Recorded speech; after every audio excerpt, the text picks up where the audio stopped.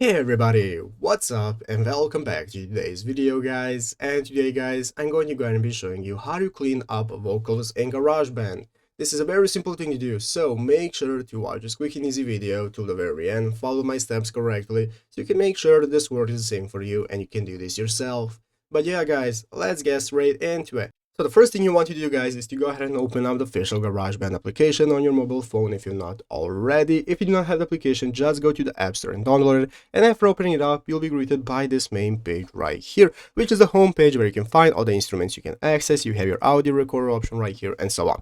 So let's go and see how we can get started with cleaning up our vocals. So the first thing I'm going to do is to go ahead and open up the audio recorder option right here. This is going to open up this new recording menu where at the top of the screen you can see the big red circle that's going to enable us to start recording, and we can click this OK button right here in the middle to get started with access to our effects. So guys, this is the first step you can do for cleaning up your vocals, is to add any effect that you might be using, such as extreme tuning option right here guys, that can enable you to manage your pitch control and your space to get the desired effects. So guys, go ahead and record yourself, and after you have finished recording yourself with or without effects, in the upper left corner right here in the middle button, you can click this button to open up the edit mode. It's going to open up this mixing mode where we can find all the tracks we have, such as our keyboard, our drums, you can see, and our audio recording. So guys, to be able to clean up your vocals, all you have to do is click this sliders option right here at the top of the screen. The sliders are going to give us the track settings and all the options we can use for cleaning up our vocals, such as the track volume. We have our plugins and equalizer right here, as well as master effects. You can open up plugins and equalizer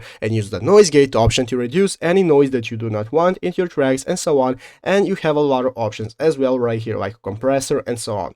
So you can use all the options right here that are provided to you to clean up your vocals, and then it will be automatically saved and applied.